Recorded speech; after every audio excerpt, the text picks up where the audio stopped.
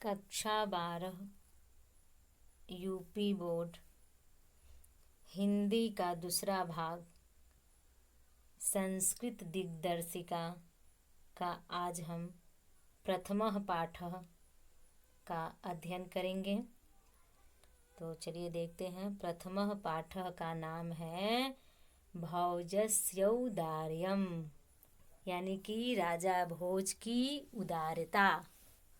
उदारता का अर्थ तो जानते ही होंगे आप, दया या महानता भी कह सकते हैं। तो यहाँ पर राजा भोज की महानता बताई गई है, राजा भोज की महिमा का बखान किया गया है। तो चलिए हम इसके संदर्भ को भी देख लेते हैं। संदर्भ आप लिखेंगे, प्रस्तुत गद्यांश हमारी पाठ्य पुस्तक संस्कृत दिग्दर्शिका से संकलित भोजस्यौदार्यम नामक शीर्षक से उद्धृत है। इसमें कवि और लेखक का नाम नहीं डालना होता है संस्कृत में, ठीक है ना। तो चलिए देखते हैं। अब इसके शब्दार्थ को देखेंगे, फिर उसके बाद हिंदी अनुवाद को देखेंगे, साथ साथ में दोनों देखते चलेंगे। संस्कृत में शब्दार्थ सबसे महत्वपूर्ण होता है। जब तक आप शब्दार्थ पर ध्यान नहीं देंगे तब तक उसका अनुवाद आप नहीं कर पाओगे हिंदी में। तो चलिए, आद्यंत ततः से लेकर के जो पहला श्लोक है वहाँ तक अंतिम में पुनरुद्धम मूर्छितः दिया है। तो यहाँ पर मूर्छितः बस लिख दीजिएगा या पूरा वर्ड लिख दीजिएगा, क्या करना है, ठीक है। ततः कदाचित् द्वारपाल आगत्य महाराजं भोजः प्राह देव कौपीनावशेषो विद्वान द्वारिवर्तते इति। यहाँ पर बताया गया है ततः माने होता है इसके बाद, कदाचित माने तब भी, द्वारपाल यानी द्वारपाल ने, आगत यानी आकर, महाराजम महाराज, भोजम यानी भोज से, प्राह माने होता है कहा, देव यानी देव, कौपीनावशेषो यानी जिसके शरीर पर लंगोटी मात्र शेष है। कौपी नावशेषों का अर्थ होता है जिसके शरीर पर लंगोटी मात्र शेष है।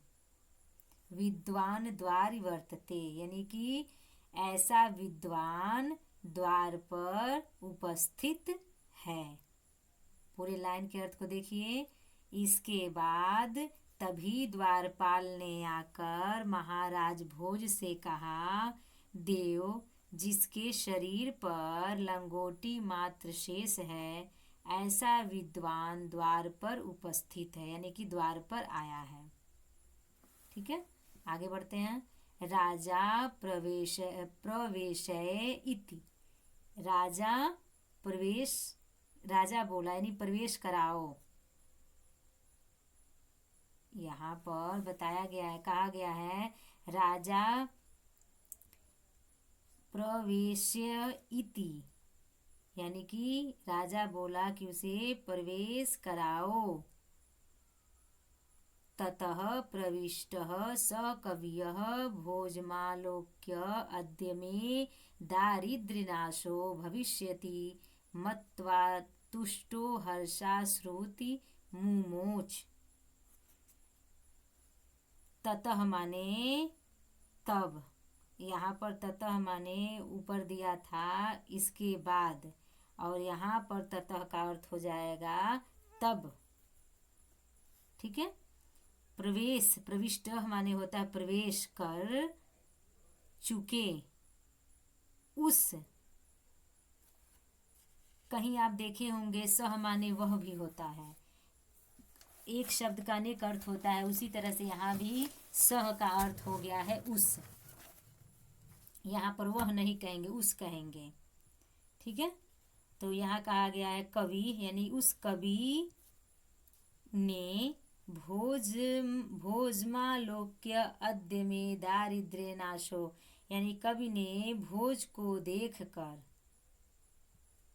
आलोक का होता है कि देख कर, राजा भोज को आलोक्य यानी राजा भोज को देख कर, अद्य माने आज, में माने मेरी, दारिद्र्य नाश यानी दरिद्रता का नाश होगा। भविष्यति माने होता है होगा, भविष्यतीति, भविष्यतीत का अर्थ होता है होगा। कहने का तात्पर्य यहाँ पर ये है कि कहा गया है, पूरे अर्थ को देखिए, कि तब प्रवेश कर चुके उस कवि ने भोज को देखकर अपने मन में कहा, या ऐसे भी कह सकते हैं कि सबके सामने कहा कि आज मेरी दरिद्रता का नाश होगा। ठीक है, आगे देखिए, मत्वा तुष्टो हर्षा मूच, यानी कि ऐसा, मत्वा माने होता है मान कर, ऐसा मान कर, तुष्टो यानी संतुष्ट हो, हर्षाश्रुण यानी हर्ष के आंसू, हर्षाश्रुण का अर्थ होता है हर्ष यानी खुशी के, प्रसन्नता के आंसू, मुमूच यानी कि ढलका दिए, मुमूच का अर्थ होता है गिरा दिए, अर्थात प्रसन्नता से रोने लगा। कौन? वह दरिद्र व्यक्ति नहीं, विद्वान व्यक्ति जो राजा के द्वार पर आया हुआ है। यहाँ फिर से देख लीजिए, मत्वा तुष्टो हर्षाश्रुण मुमोच, यानी कि ऐसा मानकर संतुष्ट होकर आंसू ढलका दिए, अर्थात प्रसन्नता से रोने लगा। फिर आगे, राजा तमालोक्य प्राह कवे किम रोदिसी इति, राजा ने उसे देखकर, राजा तम अवलोक्य यानी कि उसे देखकर, प्राह मने कहा, कवि किम रोदिशी यानी कि क्यों रोते हो, रोदिशी यानी कि रोते हो, किम माने क्या या क्यों, दोनों होता है, यहाँ पर क्यों होगा, कवि क्यों रोते हो। ततः कविराह राजन, ततः माने तब कविराज ने कहा, आह माने होता है कहा, कविराह, यहाँ कविराह नहीं कहेंगे, कवि धन आह कहेंगे, यानी कवि आह, कवि ने कहा, क्या कहा, राजन आकर्ण्य मदगृह स्थितम, मेरे घर की स्थिति सुनो, आकर्ण्य यानी कि मेरे घर की स्थिति सुनो।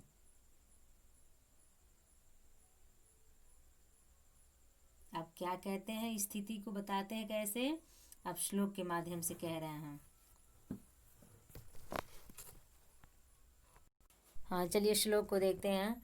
ऐलाजानो चैय पथि वचनामाकर्ण्य गृहिणी, ऐलाजान उच्चैः पथि वचनम् अकर्ण्य गृहिणी, शीशौ कर्णौ यत्नात् सुपीतवती दीनवदना, मयि छेडोपाये यदकृत् दृशावश्रुव बहुले, तदन्तः शल्यं मे त्वमसि पुनरुद्धमुचितः।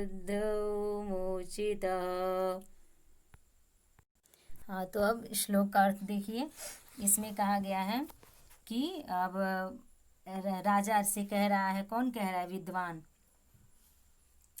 अपनी घर की स्थिति बता रहा है, कह रहा है कि ऐलाजान उच्चैः पथि वचनम अकर्ण्य गृहिणी, गृहिणी माने पत्नी, पथि माने होता है रास्ता में या पथ में, अये यानी कि मेरी, यहाँ पर बताया गया है कि मेरी जो दीनमुख पत्नी ने, यानी मेरी जो पत्नी है, मेरी दीनमुख पत्नी ने वचनम आकरण यानी कि वचन, यहाँ बताया गया है कि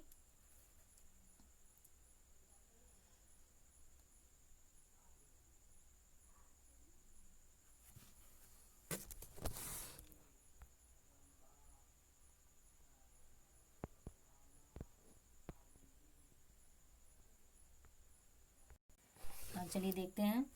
यहाँ पर दूसरे लाइन का जो एक शब्द है दीन वदना, यहाँ से अर्थ आपका शुरू होगा, ध्यान दीजिए।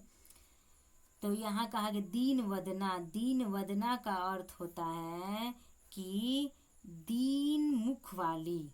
यहाँ अपनी पत्नी को बता रहे हैं, विद्वान कह रहे हैं कि दीन मुख वाली। अये लाजान उच्चई, अब फिर यहाँ आ जाइए शुरू वाले लाइन में। पहले लाइन में जो है अये, अये माने अरे, अरे संबोधन शब्द है, संबोधन शब्द को यहाँ पर अरे बताया गया। अये लाजान उच्चई यानी कि लाजान का अर्थ होता है खील।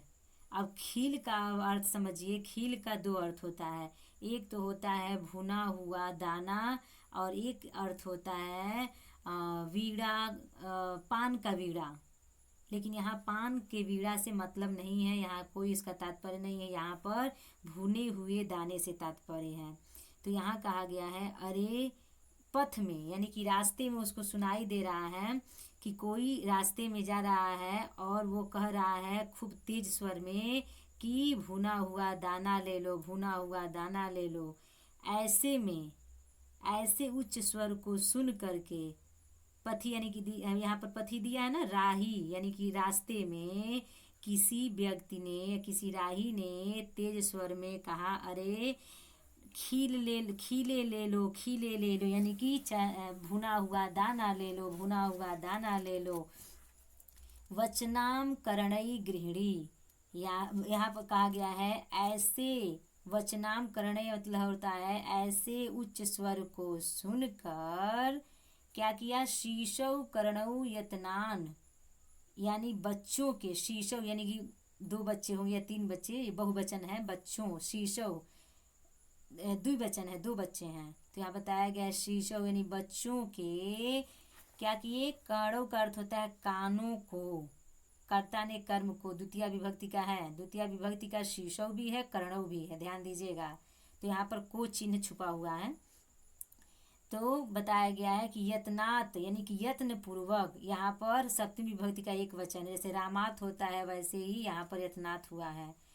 सुपीहि, सुपीहितवती, सुपीहवती का अर्थ होता है अच्छी तरह बंद कर दिए, यानी कि अपने दोनों बच्चों के यत्न पूर्वक कान को क्या कर दिए, अच्छी तरह बंद कर दिया। कौन, विद्वान की पत्नी, ठीक है ना। पूरे अर्थ को देख लीजिए, मेरी दीन, शुरू से, मेरी दीनमुख पत्नी ने पथ में अरे खीले ले लो ऐसे उच्च स्वर को सुनकर बच्चों के कानों को यत्न पूर्वक बंद कर दिया। और क्या किया, मई छीड़ो पाए यद कृत दृशा व अश्रु बहुले, मई माने मुझ, छीड़ो पाए यानी कि साधनहीन, साधन से हीन, छीड़ माने हीन, और पाए यानी कि साधन से हीन पर, यदकृत यानी कि यद माने होता है यदकृत या जो, दिशा व अश्रु बहुले, दृशा यानी दृश्य और अश्रु, अश्रु यहाँ बताया गया है, अश्रु माने आंसू और दृश्य, दृश्य माने होता है दृष्टि, ठीक है। बहुले यानी कि डाली, जो अश्रुपूरित दृष्टि डाली। कहने का तात्पर्य यहाँ पर ये है, कह रहे हैं कि जब दोनों कान बच्चों के बंद कर दिए तो मुझ साधनहीन पर जो अश्रुपूरित दृष्टि डाली, यानी मेरे ओर देखने लगी, क्योंकि हम धनहीन हैं, पैसा नहीं मेरे पास, हम गरीब हैं। अब हम बच्चों के लिए कैसे दाना खरीद सकते थे, क्योंकि पैसा था नहीं, इसलिए वह हमारी पत्नी हमारे ओर देखने लगी। साधनहीन, मैं साधनहीन हुई, मैंने, मेरे पास कुछ भी नहीं था उस टाइम मेरे। फिर आगे देखिए, तदंतः शैल्यम में त्वमसि, मेरे तदंतः शैल्यम का अर्थ होता है कि हृदय में चुभे उस कांटे यानी उस दुख को, मेरे हृदय में चुभे उस कांटे अर्थात दुखी भरी दृष्टि में मेरे हृदय में कांटे की तरह चुभ गई। क्या चुभ गई? बच्चों का रोना या बच्चों का कान बंद करना, मेरी पत्नी का मेरे तरफ दीनता से देखना, ये सब क्या हुआ? उनके कान में ये बातें। हाँ, तो ये देखते हैं, यहाँ बताया गया है कि दीनता से जब मेरी ओर देखी, यानी कि मेरे हृदय में चुभे उस कांटे को निकालने में, यहाँ बताया गया है कि तोमस यानी आप ही क्या हो? पुनरुद्मुचित, यानी कि आप ही सक्षम हो, जिसे निकालने में आप ही समर्थ हो। ये जो मेरे हृदय में कांटा चुभा हुआ है दुख भरी, वो कांटा आप ही निकालने में समर्थ है, यानी कि आप ही हमें कुछ दे करके हमें संतुष्ट कर सकते हैं, यानी कि हमारी विपत्ति का या संकट का जो संकट जो आ गया है मेरे सामने, उसका निवारण आप ही कर सकते हैं। श्लोक का पूरे अर्थ को देख लीजिए फिर से। मेरी दीनमुख पत्नी ने पथ में अरे खीले ले लो ऐसे उच्च स्वर को सुनकर बच्चों के कानों को यत्नपूर्वक बंद कर दिया और मुझ साधनहीन पर जो अश्रुपूरित दृष्टि डाली, मेरे हृदय में चुभे उस कांटे को निकालने में आप ही समर्थ हैं। ठीक है ना? अब चलिए आगे बढ़ते हैं।